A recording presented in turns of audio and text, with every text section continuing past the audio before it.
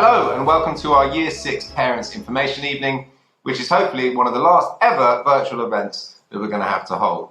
We are sharing this with you on Wednesday the 7th of July in the hope that you will watch it this evening or in the coming days with your child who has just attended the Year 6 Taster Day that we've held here at KAA. Now, in a normal year, we deliver this presentation in person on the evening of the Taster Day. So you would be all sat in our wonderful theatre, you'd be able to hear from me and other senior staff, and there'd be time for follow-up questions and some face-to-face discussion.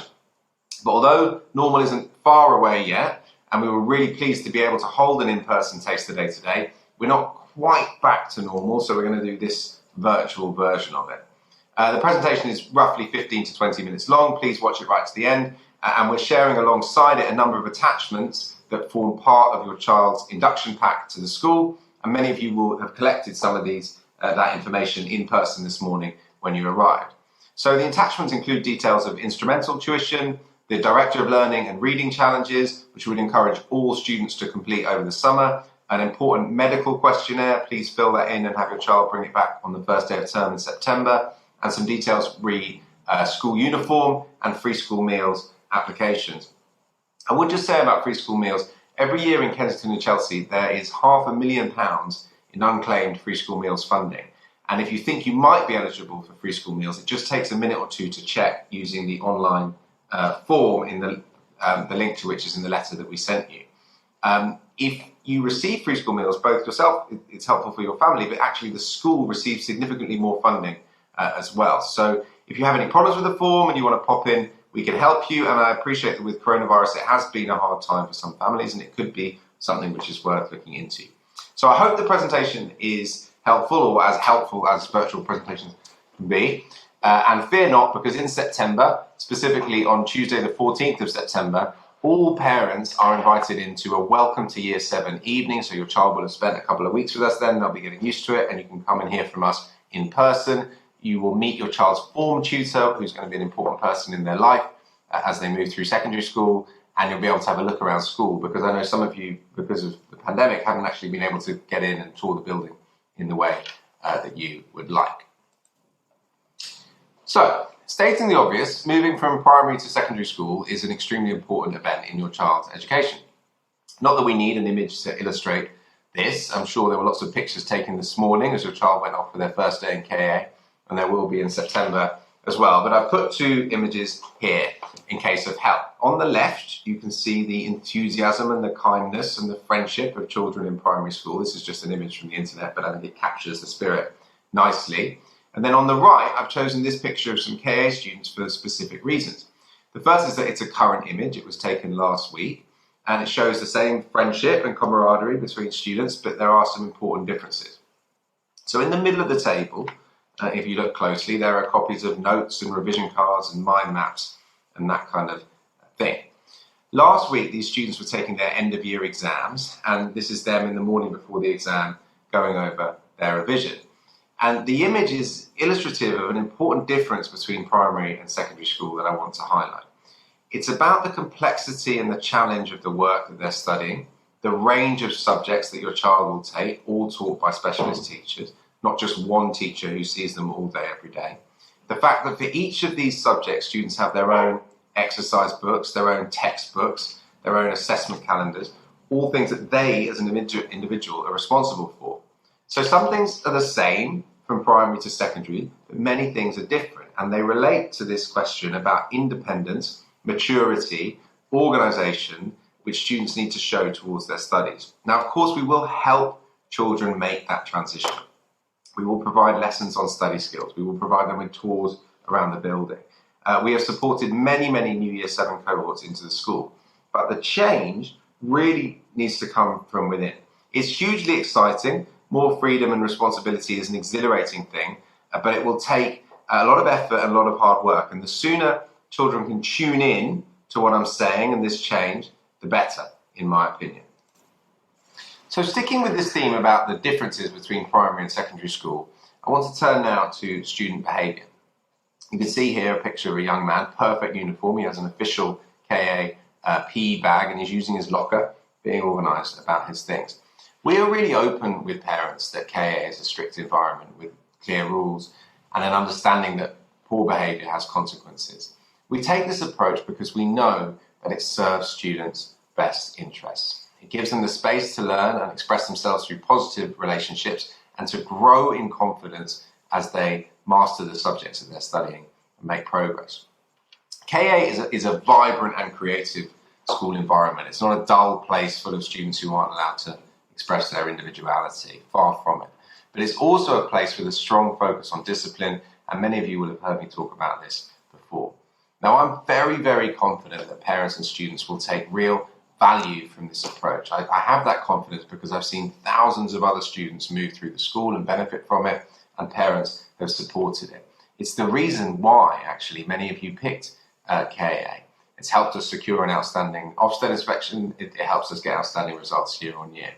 But it can be an adjustment for parents and for students moving from primary to secondary. And I want to be open about that because I think by being open, it will help us to get to the best possible place. If you look at the parent surveys that we complete annually, which you guys will complete every year that you're here, between 85 to 90% of all parents either agree or strongly agree the school has an effective behaviour policy. So there is a strong majority support for how we operate. But there are some parents who express concern. And as I say, I want to be open with that. I think that's how we get to the best possible place. Now, you can't please everyone. And we have to make choices based on what we think is right for the majority of students, using our professional judgment, based on educational research, based on best practice models. But what's really interesting, and why I'm raising this here, is that, and excuse the management jargon, but if you drill down into that survey data, you can see that of the parents who don't agree, Year 7 parents are disproportionately represented within that group. And as you move up the school, fewer and fewer parents raise those concerns until when you get to Year 10 and Year 11, there's a lot of comfort. Now, this could be because we need to explain more at this point, and that's, I suppose, what I'm trying to do here. But it could be that it just takes time. It takes time for students to adjust, and it takes time for parents to build confidence in the system. So what I would say is this: if your child gets a detention as they transition into secondary school, and of course we should aim to avoid that, but if they do, perhaps for an incomplete homework, which is fairly typical in the first term for Year 7, that could be part of a natural adjustment that is underway, and students must learn from it and they must improve. I should be clear that multiple detentions or any disruption to learning or unkindness towards your peers would be a major concern. I don't want to give the impression otherwise, but there is a natural adjustment that some students will go through, which isn't necessarily a huge cause for concern. So the next thing I want to highlight, and this is a link point, is about parent communication. And this is another big difference between primary and secondary school. The average feeder primary school for Kensington Aldridge has about 250 students and between 30 and 40 staff. But KAA has 1,300 students and more than 150 staff. So proportionally, our staff are responsible for more students. In a relatively small school, it's possible to talk to teachers, senior staff, the head teacher, face to face. In a large secondary school, it really isn't possible to operate like that.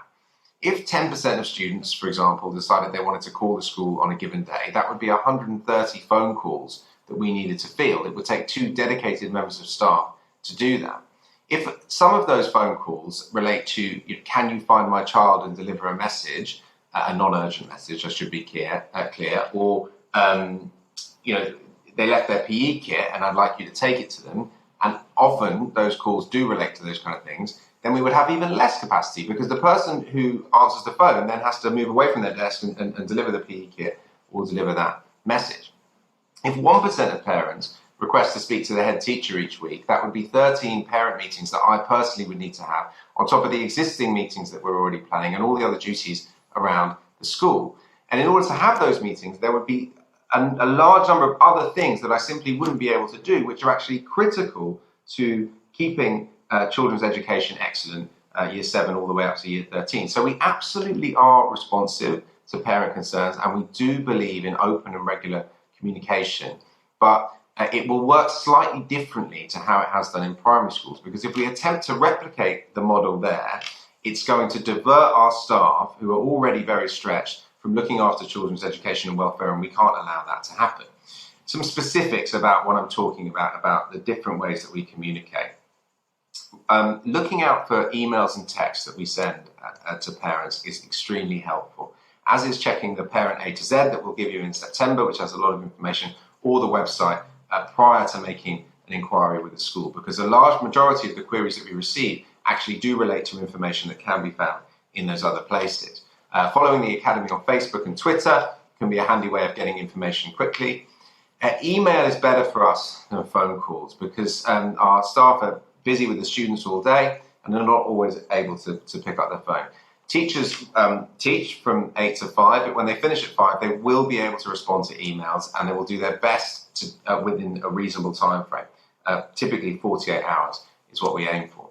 Using the distributed leadership structures in the school is also really important. So your child's form tutor is your first port of call for any questions or concerns that you may have around their academic or personal development. You will find out who your child's form tutor is in September, and they're a really, really important person as we move through this next phase. Most queries can be dealt with via that route over emails between you and the form tutor. Your child's director of learning, I'm going to introduce them later, who manage the team of form tutors, are also absolutely key people. And there may be rare occasions where you need to speak to members of the leadership team, like our assistant principals or vice principals. The last thing to say on this is it's really important I get across that we only meet with parents by appointment. Our staff are back-to-back during the day dealing with students, and please don't turn up at reception asking to see someone, because it won't be possible. So being really clear on those elements that I've talked about frees up space for maximum learning to take place for your children when they're here. The first thing I want to highlight is the curriculum, and you can see it listed there. So 4 periods of English, maths, and 3 periods of science every week. Within the core, and then within what's called the foundation subjects, you have 2 hours of history, 2 hours of geography, 2 hours of either French or German, 2 hours of religious education, 2 hours of design technology, and 2 hours of PE. And in that final column, students have 1 hour of all those subjects. So it's a really rich, varied curriculum that goes all the way through year 7, 8, and 9. We don't narrow the curriculum in year 9 to focus excessively on GCSE practice in the way that some schools do. We keep it as broad as possible for as long as possible. No less important is the co-curriculum. So every child starts each day with a taught reading lesson. We love to read here at KAA. We're passionate about that. It's a fantastic start to the day. And children are grouped by their reading age. So if you are a proficient, confident reader, you'll be in a group with other people who are reading at the same level, doing the most challenging text. If you're someone who perhaps needs a bit more support with reading, you'll be in a smaller group to receive that. Enrichment is another key part of the co-curriculum, and all year 7 students should pick at least one. Popular ones do get full up very quickly. Enrichment takes place at the end of the day. I'm presuming you guys know that. Please talk to your child at the start of September about the enrichments that they've been offered and encourage them to fill in the form. It's really important to avoid disappointment. We have a large number of trips and visits within the school that will be advertised to you as your child moves through it. And we also operate a number of holiday camps, including for year 6s who are joining KAA, which I know you will know about already. It's important your child has their homework timetable somewhere visible at home, so perhaps on the fridge or above their desk, because getting into the routine of 30 to 60 minutes homework a night is a key thing that year 7 need to get their head around in September, and being organised about that, like I talked about earlier. Secondary school is a great chance to learn a musical instrument, and it's not just the enjoyment of playing an instrument and the discipline of practice and the fact that it's a useful life skill. There is clear evidence that students who play instruments tend to do better across all of their academic subjects. It's something to do with how the brain works. I don't really understand it, but it is definitely the case. And we have heavily subsidised instrumental lessons, so they're really good value. There is a small parent contribution, but it's not much, and your child will really learn. And why not try it, even if they haven't played an instrument before? Just a word about pupil groupings, which is educational jargon for the way we organise students into different classes.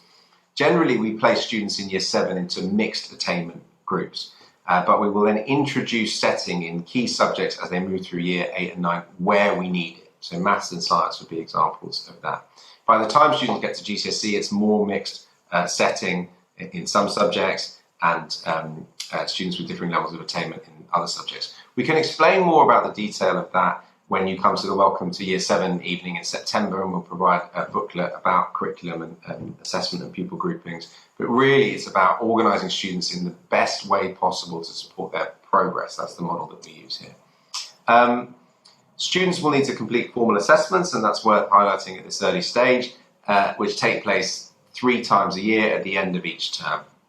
When they get close to their assessments, we'll be in touch with you about the calendar so they know what tests they have on what day, and with some advice on revision, and we'd ask for parent support with that.